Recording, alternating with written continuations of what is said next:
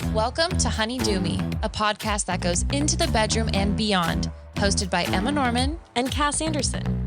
Here at Honeydew Me, we don't have all the answers, so we chat with experts, educators, and badass changemakers to get them. We are here to remind our listeners and ourselves that what we're going through is normal, that we are worthy of love and pleasure, and that we are all in this together. So tell us, honey, how do you do you? Sing 1, 2, 3, 4, 3, 2, 1. 'Cause no one can do it like we do it, like we do it, like we do it. 'Cause no one can do it like we do it, like we do it, like we do it. 'Cause no one can do it like we do it, like we do it, like we do it. Hello. Hello. Welcome to the first official episode of Honeydew Me podcast. We're so excited to be here. Yes, we are. And in order to give you a chance to get to know us, we're interviewing each other today. Yeah, just a little first step to see what this is all about. Yeah, to see if we want to take our relationship to the next level. And we don't know each other's questions, so we're just gonna go for it. Yeah. Okay, now I just want to dive right in. There's no easy transition. There's no, like in our friendship and our conversations, I'm just going to go for it as I would. All right. What was one of the first times you remember? You gave me think. It's not even that scary. You remember thinking about having sex, and how did you think it would go? That's actually really interesting. And I've never talked to anybody about this. I've never been asked this question. So I don't know if this is weird or if other people have a similar experience, but like I didn't think about sex a lot until I really didn't think about it at all until I was in my first like relationship, which I was in at 14. So it was my freshman year of high school. And it was like my first to my 4th grade boyfriend and my 6th grade boyfriend. It was my first real relationship. Real. I consider it real. Like Yeah. I still looking back, like I think like I loved him in the capacity that I had then. Anyways, that's not what you asked. So I didn't really think about sex until I was in that relationship. And then we started like doing sexual things as you do. And he had already had sex before. At And 14? he was a year older than me. Okay. And he had talked about it a little bit. Like he never pressured me, which was amazing. We were together for like quite a long time. Like I think it was like a year and a half. Like we broke up at one point and got back to whatever. Anyways, so I didn't really think about sex a lot until like he brought it up and was like, "Do you want to have sex?" And I knew I wasn't ready, so I didn't like it just wasn't really pushed. Like we did other things. That was great. I really enjoyed that. It never really crossed my mind. And then one day I was like, I want to have sex. Like it was literally just like this like light switch. Mm-hmm. Yeah, it was so weird. I just all of a sudden started like fantasizing about having sex with him. Uh-huh. It was wild because like the day before, if you would have asked me, I would have been like, no, I'm not ready to have sex. And then the next day I was like, yeah, I'm ready to have sex. And it's kind of cool to think about it that way because it's like, I really like stuck and like, obviously not everybody is in that situation. Like there is pressure and it's like, it is nobody's fault if they have sex before they are ready, besides the person that's pressuring them to have sex. But in my case, like I really like wasn't ready to have sex and I didn't. And then all of a sudden I was, and I did. And it was great. And I feel like I had so much like agency in that. And I feel like I really waited until I was fully ready. So I don't regret it. Like I was 15. Yeah, I was young. It was, I don't know, but I just felt so ready and I knew I want to have sex. I like was fantasizing about it and wanted it. And yeah, so that's how I started thinking about it. Wow. Did you guys have like a plan for your first time? Ugh. Yes. Speaking from someone who also did. I mean, it wasn't like a romantic plan. It was just like a when are the parents going to be out of the house plan, which I don't know. It was fine. Like it hurt. And it wasn't like, it was special because like I did love him. So like, I think it was really special in that way. And like, we really wanted to take our relationship to like that next level of intimacy. And so I think that's really cool. Like that's a really cool experience to have. But that is kind of like where the specialness of it ends, because after that, it was like, we had sex, it hurt, I cried because I felt bad because I I feel like I have to tell everything to my mom. Like we just have a really close Yes. relationship. And I didn't want to tell her because I knew she would tell me not to have sex. And so I didn't tell her. And so I felt extreme guilt from that. And yes, it is a slightly unhealthy relationship. So I don't need your commentary on it, but Don't thank need you. So I cried after, which is cool. And yes, I have cried after sex since I think I am what they would call a crier. Yeah, that's just like who I am, and it's That's fine. just me in a nutshell. It's just like when I release a lot of emotion, I Mhm. just like it. I don't know. Yeah. It just like all spills out after. It's super fun. I'm a super fun girl to hang out with. I cried. I cried after my first time, and it wasn't even voluntary. It wasn't even something I was thinking about. It was just like all of a sudden I was. Yeah. And I cried, not gonna lie, after the first time I got fingered. Like I wasn't thinking about it. It was just like, whoa, this is like a new experience. It's a new thing, like just a rush of emotion over my body. So like, yeah, I'm an emotional person. So Exactly. I totally understand. You don't have to over explain crying because I do it all the time. Crying is a part of how I express myself, and it doesn't always mean I'm sad. Sometimes it means I'm happy, but it's like a sad happy. It's just like when I have a really deep feeling, I'm gonna cry. And you talking about like being fingered for the first time reminds me of this line from my journal. And I'm just gonna go right into it. Okay. Is this your high school journal? Yes, it's my high school journal. It's my freshman year high school journal. Okay, I'm ready. I want to say it without laughing. Fuck me. It's really funny. That's why it's like really hard to get out. And I've never said this to anyone before. Oh my God, I'm so excited. Today was the first day that I was fingered. Osama bin Laden was apprehended today.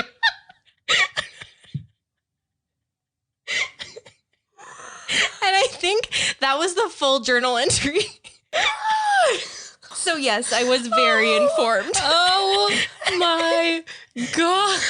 And if you want receipts for that, I will post a picture. Just DM me. That's my single best journal entry. I promise you. That is the best. I'm cracking. I'm addicted to cracking open a cold one with the boys. Okay, that's hard kombucha. It's hard. That I've now spilled. Okay. Well, my next thing I was going to ask you about, I guess I still kind of can. I was going to ask you how you would describe your first sexual experience. And I guess that's anywhere on the spectrum of sexual experience with a partner or with yourself. And if you remember the first time of like being sexual in your body, and if that's different from the light switch of a moment you felt with your boyfriend. Yeah. So I actually didn't masturbate before having a partner.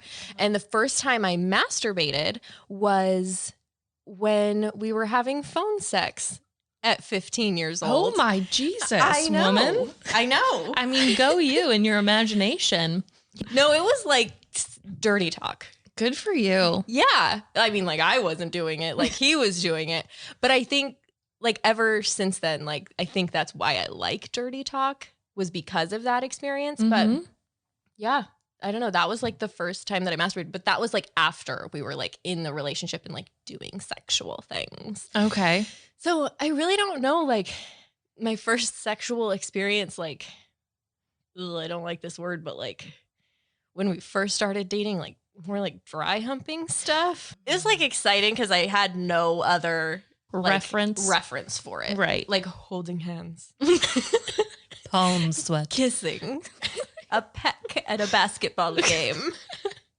That's very fair. So it was exciting because it was like my first. Uh-huh. I was gonna say with a man, but I mean with a boy. With a 15-year-old boy. Yeah. So I have more to say on that. Oh, keep going. Okay. You asked me to describe like my first sexual experience. So I would like to give a little more context to the first time we had sex. Okay. Because I didn't say what we did after. Oh my God, this is my favorite thing. Yes, I did cry. But then we went to his mom's choir concert. Yes, we did. Yes, we sure did. And it was, I think we had this perception, like, okay, I guess I need to like research more on virginity and like pleasure and all of that. Like we didn't use lube. If you haven't had sex, use lube the first time. Like I think that would be my number one recommendation. But then the second thing is like I think we thought I was going to have an orgasm and I was like we all thought, all of us there thought that I was going to like I think we thought that. Whatever. Yeah. Well, that's like But then like I didn't, so we wrapped up and then we went to a choir concert. I would like to mention one more thing to set the tone of this whole day. He biked over to my house. He stopped at 7-Eleven to get the condoms and a Mountain Dew to refuel. So that was like my first sexual experience. It wasn't I loved him and it was special in its own way. I sometimes wonder if he thinks about it, but well, that leads into what I was going to also ask, which was, what do you think your ex would say about you? That I have a lot of emotions. All of them? All of your exes? All one. I've only like been in like relationships that I would consider like relationships. I'm in my second one right now. Okay. So and like the guy you had your first with was your first? Yes. Okay. Yeah. So I haven't been with a lot of people. That's okay. That's my thing. Or you can say what you think Jurgen would say about you if he was your ex. Oh God. That I have a lot of emotions. Your now fiance would say. Yeah, I mean, I think, like, yes, I've grown a lot. I think I am still, like, in a lot of ways the same person that I was in high school. Like, I think I'm a very emotional person, and so I feel things very deeply, but I'm also a very expressive person. So I am shy around strangers, but with my partner, I am incredibly expressive about how I'm feeling, and you will never have to guess how I'm feeling because I will tell you, and I will probably say it kind of loudly. Okay. And so I think those would kind of be like the major things that like my ex would say about me. I hope. Like I hope he wouldn't have anything like really mean to say. Like I was very dramatic when he broke up with me. Like very dramatic. Like walked outside and like I think it was like really cold. I think it was winter. Like walked up like the hill to like walk away. I don't know. If you're listening, I'm so sorry. Like I was 15. I was going through a lot with my family. It didn't have anything to do with you. I'm sorry. You walked up a hill, like out of breath, like, why the fuck did I choose a hill? Like regretting everything. Yeah, I have a lot of emotions. If you were to say what your theme song would be as a woman, as a Cass. So let me give you a little context to this question. I once asked Dakota, my partner, hey, babe, really cute. What do you think would be our theme song as a couple? Right?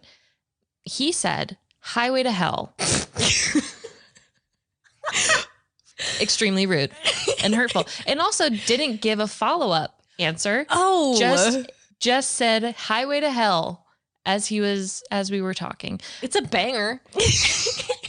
If we're talking rock classic, then, I'm flattered. If we're talking literal, then I'm upset.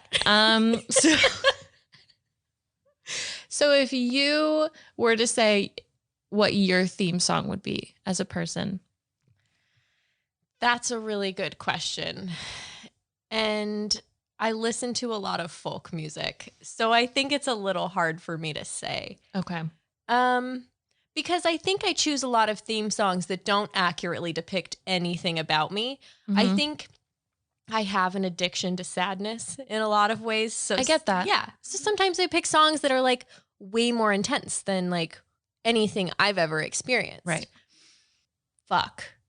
If you would have asked me in college / right after high school graduation, I would have said anything Lana Del Rey. Okay. Which is just inaccurate. I think I used to like to think I was like this like dark, twisty person who had like but I'm really not. I think I'm like a really like bright person. Like I would say so. You can have dark and twisty, but you're light as a person and you're very open. But I get what you're saying. So I would have said Lana Del Rey, but it would have been a lie because it just would have been who I want to be. But now I'm just trying to like accept who I am. So if I had to pick a song, it would be Summer Sun by the Ruin Brothers. But I feel like it's like happy, but it's also kind of somber. like whenever I listen to that song, I think about my future. Mm-hmm. And I just think about like all of these like happy things that I want. So I don't know. I don't know if that's necessarily my theme song right now. It's what I want my theme song to be. Well, I think that's wonderful. Thank you. What would you say is the best advice your mom has ever given you? You know, my mom is a woman of few words. She doesn't like to talk the way that I like to talk. And so like my birthday cards are usually just like whatever it says and like love mom. Okay. Which is fine because that's just who she is and I love it. And she has given me like specific advice. So like for raising kids, she said, don't give them sugar, don't let them sleep with you, and don't buy them stuff. And I think that those are great. Those are like 3 great tactics. And I know that they're all based off of her experience with me because she would give me sugar and I would be a bitch.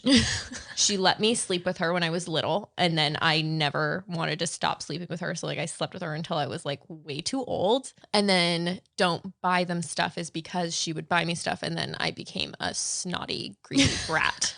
And I still outspend my means. I would say we have LA taste for, Oregon budget, but I would not say that you are someone that like, I can be like, oh, she was given a lot as a kid. I mean, I didn't grow up wealthy. Like we're definitely like lower income. Like we were on food stamps, like OHP, all of that kind of stuff, or like Medicaid.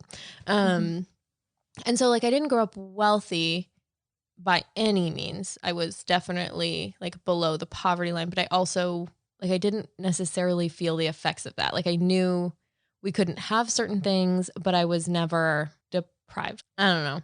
There were shitty things. Like we had to give up our house at one point to like move in with my grandparents. And like that sucked, but it like my grandparents' house was beautiful and like it was fine. I don't know. And now you and Farah, your mom, are thriving. She's one of my favorite people that are in your life. She is a great lady. I love her so much. She's definitely like the best thing in my life. Sorry, Jurgen. And like, so yeah, she gave me that advice about raising a kid. And I know that she got all of those because of me. Sophia, my younger sister, is a perfect child. Like she has never had a single issue. Like it's really frustrating. And like, she doesn't even react to bug bites. Like her skin doesn't react to bug bites. It's stupid. Her nose is smaller than mine. Her lips are bigger. Her eyes are bigger. Anyways. But I think the best advice that my mom has given me has like what she's shown me. So like my mom is a very independent woman. She got married when I was 7. My birth father, I don't know. I don't even like to call him that because he's like never been there. So I don't think he really deserves. Male. Yeah. The sperm that the owner of the sperm that like created me, he's never been in the picture, which is fine. But then my mom got married when I was 7. But like for those first 7 years, it was just us. Like I don't know. I had a mom and that was it. And it was fine. It was like amazing. She was amazing. She got married, didn't work out. He was a dick to like an extreme level. And she became a single mom again. But then we also had my sister at that point. And she's just always been so independent and so like sure of herself. And in like the best way possible, I feel like she is full of herself. Like she like knows what she is capable of and she knows what she has to offer and she just like owns it. And she's so confident in it. And she like doesn't worry about what other people are going to say about her, what other people think about her. Like she's had people talk shit about her. I know that because they've talked shit about her to me. It's really fucked up that people think they can talk about single moms that way. Like it's really wrong. Anyways, and she just doesn't give a shit about any of it. And she's just like so strong in herself. And like she's taught me that. I'm still learning that a lot. Like that's something I really struggle with is like waiting for other people's approval and comparing myself to other people. And she just doesn't do that. And I think that she's like one of my greatest teachers in that way is just like watching her exist. She doesn't need to say anything. She doesn't need to tell me like, you need to do this in order to be this and to be happy. It's like, she just exists. And in that, I like, that's my greatest lesson. It's just the way that she exists as a human being and like all of her confidence and like her, I don't know, just badassness. And she's funny and she's cool and people love her and she's just herself. And she doesn't worry about it past that. So I would say that's the best advice that my mom has given me. Be. My God. Oh my God. You're going to make me cry just talking about your mom. So cute. I love my mom. What is one risk you've taken in life that you're proud of? You know what? I'm taking one right now. I was hoping this would be your answer. Okay, good. Yeah. I have like 2 risks that I've taken, and I think one of them I'm in, so it's hard for me to tell that it's like a good thing. It's just gonna be fucking profitable. Yeah, I get that. I feel it. Yeah, so I was actually supposed to go to graduate school this fall, actually, like the day this is coming out, next week. Mm-hmm. And I am deciding not to go, which is a huge risk. It's kind of what I spent my whole like college career preparing for. It's what I've been telling myself I've been preparing for like since college. The reason I have had the jobs that I've had, moving up to Portland away from my family. Isn't that kind of crazy that I asked you this question about risks you take when it's the day before I even knew that you decided that you're not going to go to graduate school? Yeah. So I literally just told Emma that I'm not going to graduate school. It's been something I've been thinking about because something was feeling off, which is weird for me because I've had this plan and I knew what I was going to get my master's in social work. I was going to become a counselor, get my LCSW, yada, yada. I knew exactly what I wanted to do. And then it was like, all of a sudden it stopped feeling right, which is really scary because it like going to graduate school feels so solid, even though it's not. And it's not like, I don't know. It felt so solid, and I am choosing to do something I love over something that I felt like I should do. And, you know, when I really think about what I want to be doing, it's not social work. And I am so like in awe of people who do want to be in social work. And I have a lot of friends getting their masters in social work, and it's amazing. And I'm so proud of them. And it's not for me. And social work is not the field for me. I loved working in it. And it's not it anymore. I absorb other people's emotions too much. I take it home with me, and I don't want to change that about myself. Actually, I think in order to be in social work, you really do need to change that about yourself and have really strong boundaries. And I don't have strong boundaries, and I don't want to.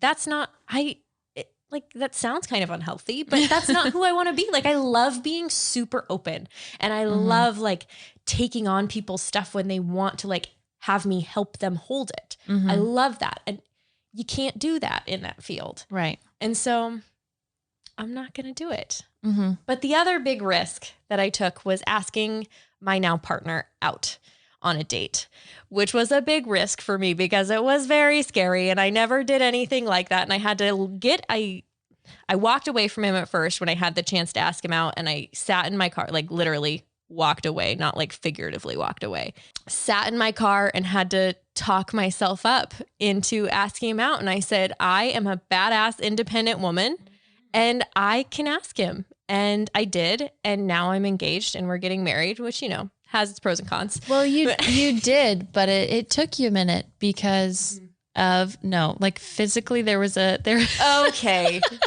Well, one of my favorite stories. Okay. So basically my fiance and I, like Emma and I got my 2 best things in college. My fiance and I met in class, and we would talk during class, and it was great. And we had like this really great conversation. I could not remember his name for like the first few weeks that we were talking. It's Jürgen. So it's like a very weird name. Now it's German. Like second nature. But before I understand, Jürgen Herman. Yeah. Yes. So I was like waiting for him to ask me out, and he just never did. Like, I totally thought that we like had this great vibe. We were totally getting along. He never asked me out. Whatever. I would like talk about him to my friends and like all of this stuff. I thought he was fantastic. Just never, nothing. Anyways, so then there's this day when we're having this, they were having a sale in the library of like the dean's books. I don't know. 50 Shades of Grey was in there. Yeah. So it was a good sale. I don't know. It was a good sale. I'm just saying. So we are walking out of class, and he's like, oh yeah, I'm going to go check out the library sale. A clear invitation. Sure. I say, cool. I'll see you later. And I walk to my car in the opposite direction. That's when I get in my car. That's when I look in the mirror and I tell myself, hey, what the fuck are you doing? You are a badass independent woman. Go ask him out. I try to call my mom. She doesn't answer. So I have no option but to choose for myself, which is not something I'm normally comfortable with. So I did it. Get out of my car, walk over to the library. I see him. I'm like casually looking through the books like I just happened upon there, even though it was in the exact opposite direction of my car. And he just told you he was going to be there. Yeah. So, oh, you're here? What? So I go across the table from him. There are these long tables with all these books on it. And I start talking to him. But guess what? He doesn't look up because he had headphones in. And so in that moment, I'm lucky to say it was one of the worst moments of my life. I realized the privilege in that. I think I hate this. I hate myself. I hate that I've come here. This was the biggest mistake I've ever made. And I get ready to leave. And then he looks up, he sees me, and he was like very excited to see me. And it was great. And we like scanned books. I made a joke about the 50 Shades of Grey thing. And I said, I'm going on a hike this weekend with my dog. And I said, do you want to go with me? And he said, yes. But we had a good time and now we're getting married. So, and that's, there was nothing in between. That's literally the whole story. That was one of the first stories you ever told me when we were just starting to hang out, and I died because I could totally picture you just like talking to someone who's like absolutely not listening. It was horrible. For my closer, what is one sexual or body stigma you wish you could change right now, today, this moment? Oh, there are so many. If I had to pick one, but I'm just going to go with menstruation because that is the thing that I am probably most passionate about in regards to shame and like sexual shame, is the idea that like we are taught that menstruation is a negative aspect of ourselves, that it's dirty, that it's wrong, that we have to hide it, that it's not something that we can talk about. And I just think that is the most fucked up thing to do to menstruating individuals. Like people with uteruses deserve so much fucking better than that. We deserve to talk about it from the second that we get our period. We deserve to talk about it before that. We deserve to be prepared. And the reason that we're not prepared is because people don't want to fucking talk about it. And then not only that, like I have a lot of reproductive related health issues. I have endometriosis. I have severe cramps. Like a lot of my life is impacted by my period. And the reason that there aren't any fixes for that is because of the fucking stigmatization of menstruation, the lack of research into people with uteruses, and it's fucked. It's wrong. Mm-hmm. And, I know that like the stigma is there because I still feel nervous talking about it sometimes, because I still feel like maybe that isn't for like, maybe I shouldn't talk about it in front of them. And I never want that for my children. Like if I could change one thing, it would be that. Like I wish that I could take away that shame for people, because I think about like how many people would just like have a weight lifted off of them and would be healthier and happier and just like have that opportunity to be the fullest expression of themselves without having to worry if they're making somebody else uncomfortable. Mm-hmm. I think that's a great answer. And that's what I was expecting you to say. And I was happy that you went into that a little bit. Okay. So thank you, Cass, for my questions. I have to pee. You go. Can I go pee? And yes, then please. I'll ask you your questions. We're going to start out with some rapid fire. Just so that we can get like a real good idea of Emma's essence. And then we're going to get into the real, my essence, the real meaty stuff. But because it's coming from me, it's going to be vegan meaty. Vegan meat. I'm ready. I'm ready. Ready? Ready. I want you to go as fast as you can. Okay. Just kidding.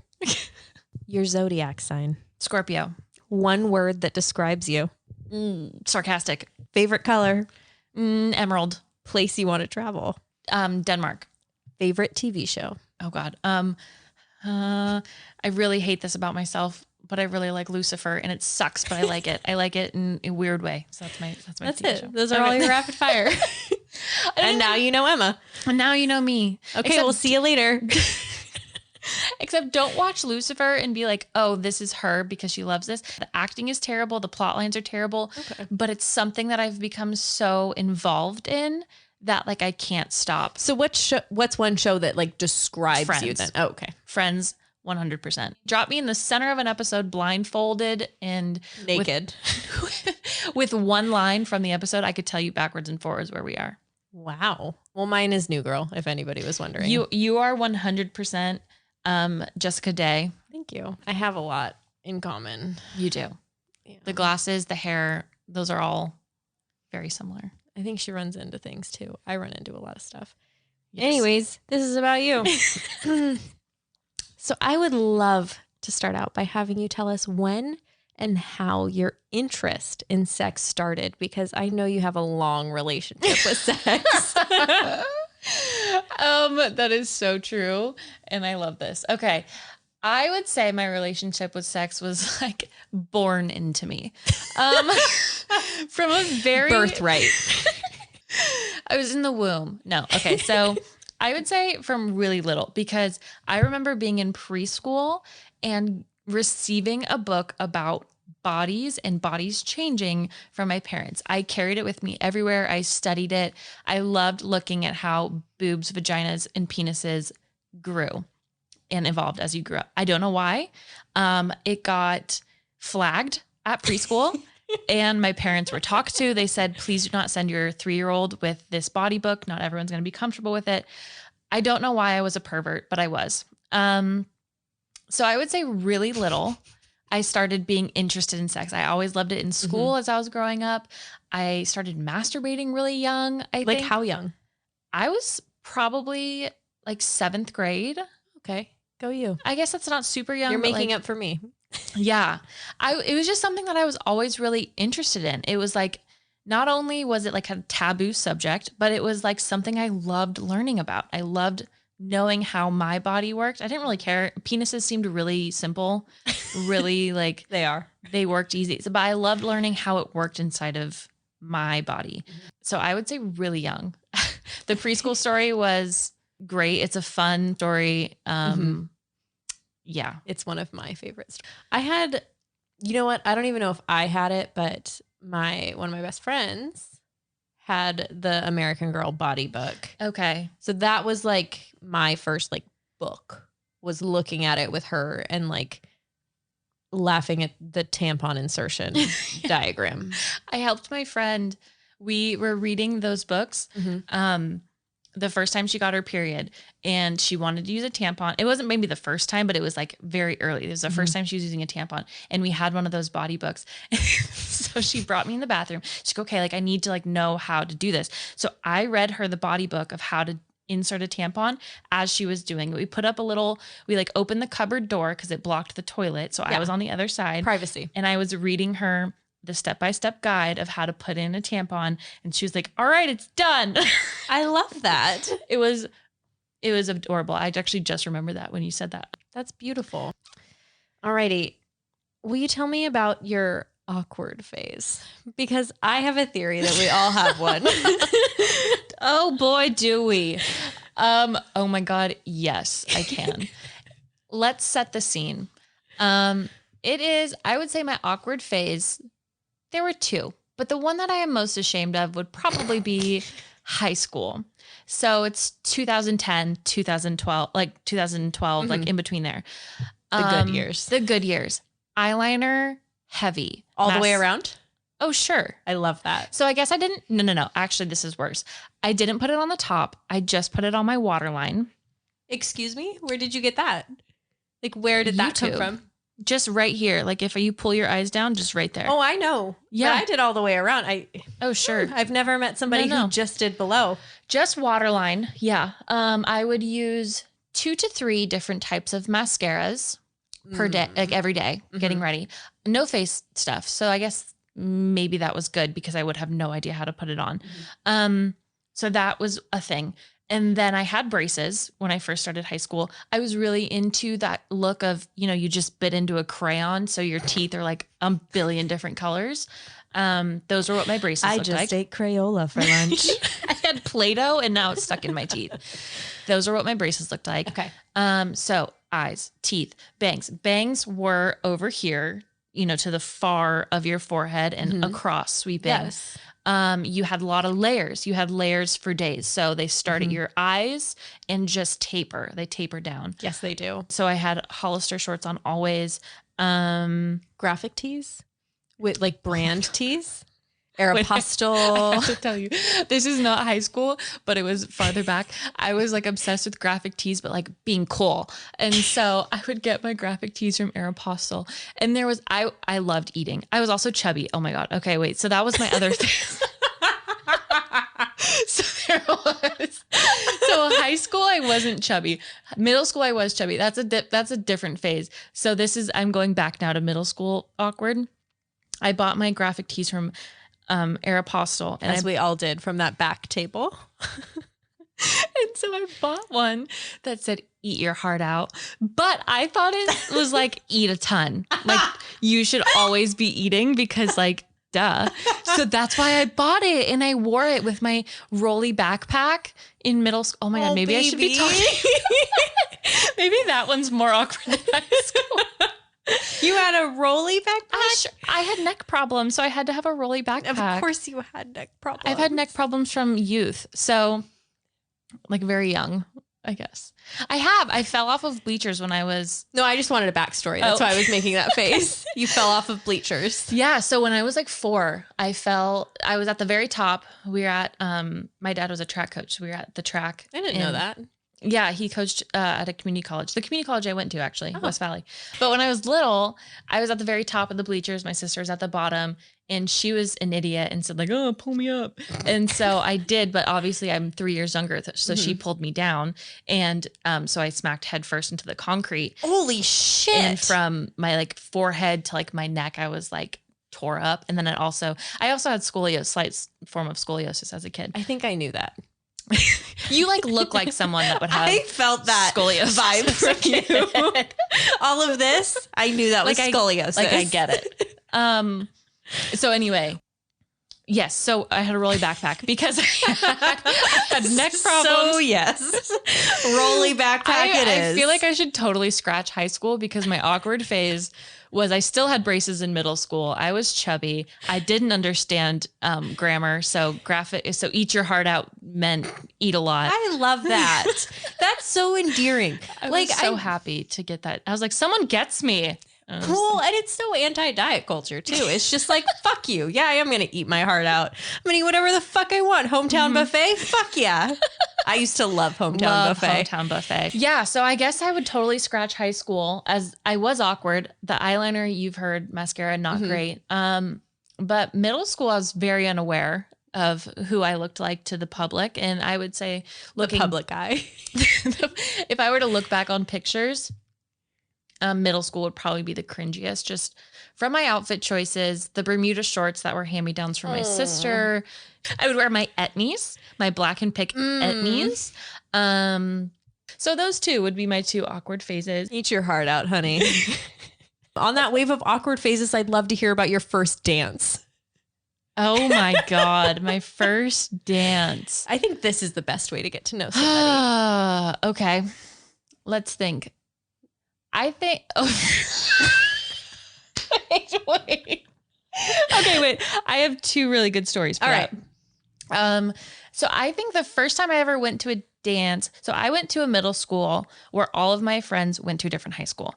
And where I lived, I had to go to high school in my hometown. So we went to 2 different. So my first dance, I went to my friend's dance at their high school. Oh, okay.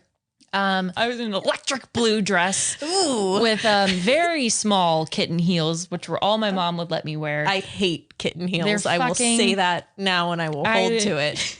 I like curled my hair. Like it just looks like tubes hanging down my face. I still had my braces on. Okay, so the funny story I have from that one, it was all going great, dancing. And then I started dancing with my friend, who I had a crush on, of course. Anyway, so I was like, oh my God, like, okay, I'm finally dancing with him. So hot. I look so good in my electric blue dress and kitten heels. He can't stand it. Was it one of those like bubbly dresses? Yes, it was. Okay. Oh my God. Don't set the scene. Remind me. It was a bubbly dress. It had a very big bedazzle in the center of the like. I'd love if you could post a picture of that.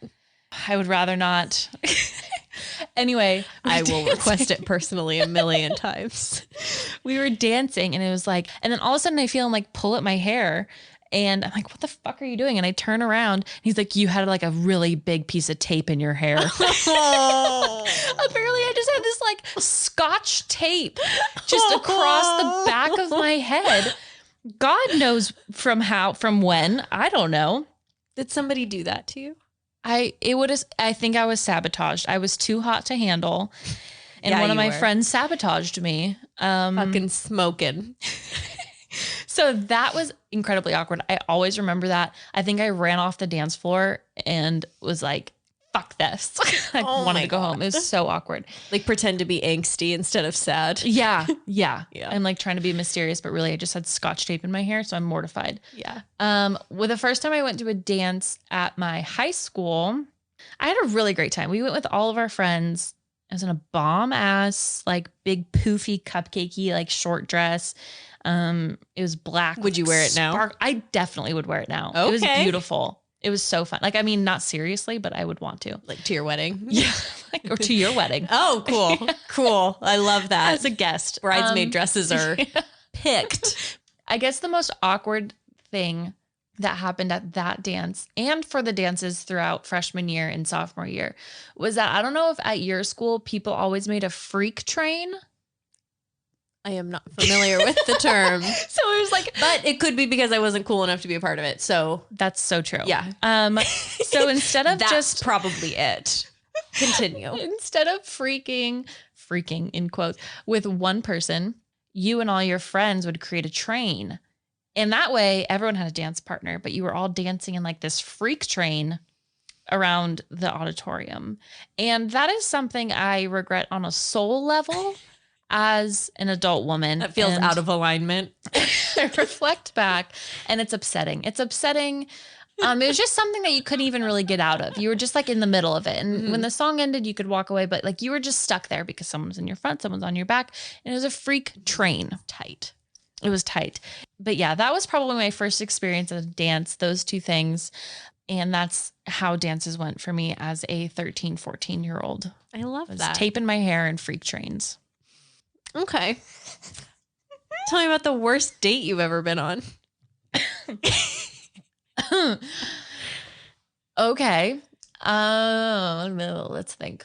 So I had a phase where like all of a sudden I would just be dating everyone from the alt-right wing. But on accident. It's like On you accident. wouldn't know until you got there and they like- had a Trump flag. I was like, you're so hot. And then we'd be having so much fun. And then I'd get there and they had a Trump flag that it was the size of your bed pinned to, anyway, they weren't all gems, but my, Some were cool.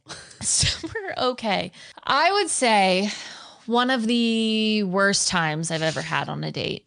I was dating someone in community college. So this was one of our very first dates and he was, again, very religious and I had no idea until one of our first couple dates. And he's like, you know what we should do? Like, let's go to my church this Sunday. Ooh, you know what we should not do is go to your church on Sunday. Actually, it may have been like one of the Monday like youth services that he took me to. Still, like, you wouldn't talk to me and be like, this girl should be in church, right? Or he was like, this girl needs Jesus. Maybe. So one of our, like, literally maybe the second or third date, he took me to his service at his church. And we get there and I'm like, okay, this is really awkward. I don't really want to be there. I don't know how to like be in a church really. Mm-hmm. So he's like, okay, well, I just have to go. You're like in your booty shorts. Your eat your heart out shirt. And so we get there and he's like, okay, I have to go to the bathroom. So he like puts me down on this like corner of the church and he goes to the bathroom and I'm like waiting there for a long time. Mm-hmm. 10, 15 minutes passed. I'm like, he can't still be in the bathroom. I'm in this corner of the church. And then I hear him talking and I'm like, the fuck? And so I go around the corner. He's met up with all of his friends already. He's just chatting, hanging out, greeting people like you do before church. And so I'm like, that's fucked up. So I walk over and I introduce myself. I'm like, hi, motherfucker. You're supposed to be in the bathroom. Peace be with you, motherfucker. It was really fucked up. It's like, you can't just bring me to this place and then not leave me somewhere and not introduce me to all your friends. I'm going to put this slut in the corner and then go meet with my friends. Hopefully God will reach her here. Yeah. Jesus. God. So I'm like, hi. And then I like introduce myself to all of his friends. So we get past that. We go sit down. Mm-hmm. And then he sits me down and like the service starts and it just like feels like awkward. It feels like there's tension. Mm-hmm. And it's because they know you're not pure. No, I'm not. And then he leans over. He's like, by the way, my ex is like right behind you. So he ditched me and then had me sit in front of her, in front of this poor girl the entire time. I could feel like this daggers behind my head. You're like, is this what God feels like? Because I don't like I it. don't like it. And she's just like behind us the entire time. And he's like not really interacting with me because his ex-girlfriend is right behind me. Yeah. And it was just the most uncomfortable date I think I've ever been on. That's fair. So it's not really as funny, I think. There was another I think date. it's really funny. And I want to point out there's nothing wrong with going to church. And there are a lot of No. religious people that I love. Taking somebody on a date to your church in the very beginning, probably, I don't know, just like think about it. Think Yeah. about like, who's at your church? Yeah. Is this person going to be like fit in? I don't know. Just like question your like, motives. is my ex-girlfriend going to be sitting in the pew behind her? And will that be uncomfortable for everyone involved? Yeah. So I have a question. And if you are a family member, I would like you to mute it now. Oh, Jesus. Okay. Yeah. What is your favorite thing that somebody has ever said to you during sex?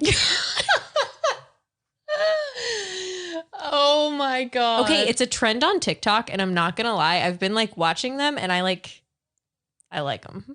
Really? Yeah, people are like rating things my partner said to me during sex, and some of them I'm like, That would work. fuck. I'm like, yeah, it's working now. Oh Like, my God. You typing it out is working now, and I know it's not directed towards Not me. even towards me. Oh my God, that's so funny. They're great. Oh, I have to think. I guess this is going to change into dirty talk. I really put you on the spot You right really here. did. I guess I really like dirty talk, but that's not really being told something during sex, but I like being ordered around a little bit. Oh my God, I really hope my dad stopped listening at that part when you told him to. I gave a PSA. So at this point, it is your choice whether you're going to listen to this next part. So I That's really so want you to true. think about if this is something you want, because you will have to see Emma again. Yeah. Like you will have to look her You have in to the look eyes. me in the eye and hear this. So I would say if I were to just get straight to the point of answering this question of things that turn me on during sex is being ordered around. Okay. I like being told what to do, how to do it, and that turns me on. I think that would be it. Yeah. Do you have an answer? What would be your, It's not my interview This anymore. is not- what are some things on TikTok you've heard?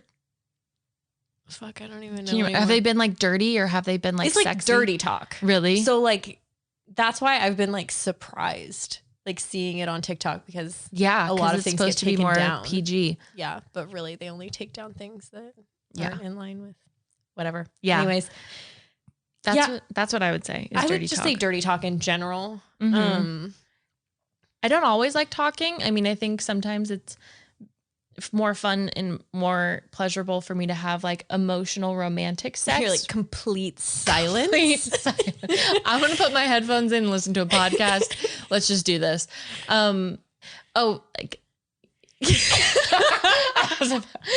Yeah, I would say like yes, being a You little were bit. gonna say something. I would like for you to say it. It was gonna be around like handcuffs and like Okay. being. Have you used handcuffs before? I have. They're really fun. I was okay. No, I was literally talking to my partner about that yesterday. So Mhm. I appreciate your endorsement. They Like fake handcuffs or like real handcuffs, police grade. You need no military grade. Just use zip ties. zip. Oh God. As tight as you can. Jesus. No. So definitely like sex store handcuff. Fluffy pink Cheetah. cheetah. Fluffy. I like it was a little painful because Yeah. like if you do it kind of tighter, it's whatever. But like just being kind of restrained in that way Yes, I agree with was that. a very big turn on for me. And again, it's not always, but sometimes when you just need a little heat and a little passion, being told what you're going to do and being like kind of made to do it in the moment is one of the best things I've probably ever experienced. Yeah, it's in hot. sex. It's really fucking hot. And I don't know if you would agree with this, but I know in my personal relationship, my partner is not super like just like demanding in general, Uh-huh. just very like maybe a little more passive Uh-huh.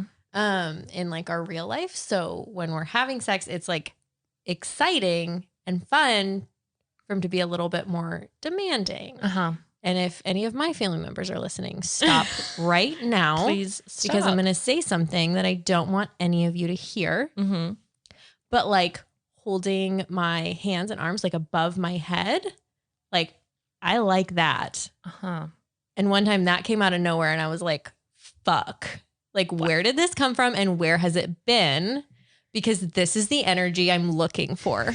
Yeah. So like, Exactly. yes, I get what you're saying. Changing up the personalities in the bedroom is a very big turn on. Mm-hmm. I wouldn't say I'm great at like role play as in like teacher student things, but I'm fantastic at it. I'm just kidding. That was a joke. but role play in the sense of like different types of personalities Mhm. of like assertiveness or not is a green card, a green as in You go. are welcome in this country. You're welcome in this country. For me, I would say. Yeah, I have a little more trouble being dominating like myself. Uh-huh. So that's something I want. I know my partner wants me to work on, but I'm not bad about it in real life. Yes. So real life, I can tell you everything I I'm want. fantastic at it. Your hair's caught on your doorknob or your little knob. My knobs. Your knobs. I got it. Thank you. Alrighty. Oh my God. One piece of advice that you believe everyone needs to hear. Okay. We were really on the same page with We were. that.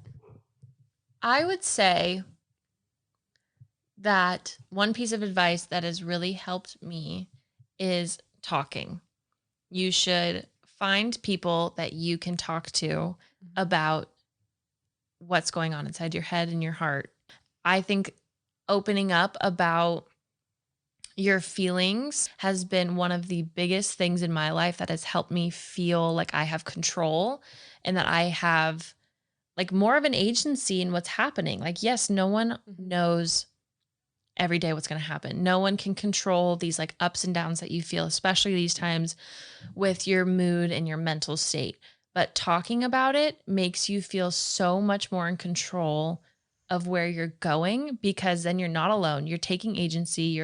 You're just commanding it. You're making it your thing instead of it something that like is taking over you.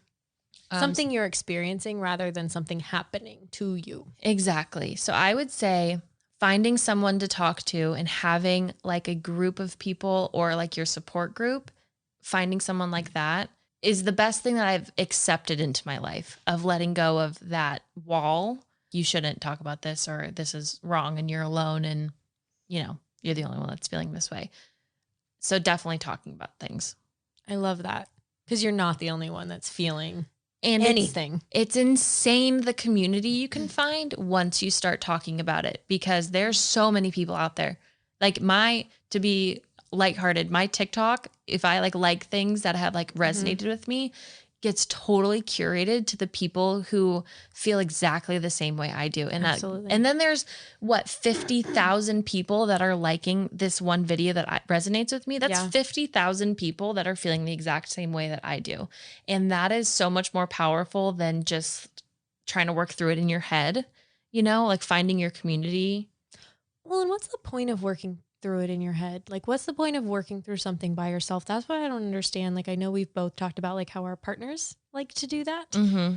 And, you know, to each their own. If you truly don't like talking about things with people, like, I guess that's your prerogative. I just cannot understand why you would want to experience something alone when you can connect with people over it. Like, literally anything you are going through, somebody else is going through the same thing. There is no experience that you've had that no one can relate to. Right. That's just like the thing about being human. And it's weird because it's like, oh, I'm not special, but Right. it's like you are. It's just that everybody else experiences the same things. We're all special. We're all amazing.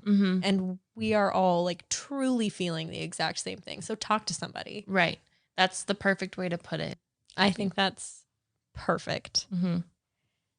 What's something that makes you laugh every time you think about it? This entire podcast, my life, my career, the $20,000 of debt I have. Let's think. I would say something that always makes me happy and always makes me laugh is looking at pictures of my dog, to be completely honest. Pictures of him doing dumb ass shit make me laugh all the time. There is so much that I can look back at between my sister and I that I think I cannot, I don't know. I'm a different human around my sister and in the best way. Like she brings out this whole different side of my personality and I literally can't stop laughing around her. So I would say anything that has to do with my sister, I will laugh every single time. It'll be screenshots. It'll be looking back through our text chains. It'll be looking at our pictures that we send back and forth. I love her so much. I would say anything around her would make me laugh every single time I think about it. She's the first person I think of when I need to be cheered up. She's the first person I think of when I need advice or guidance or just anything. So she's my number one person in my entire life. So I would, I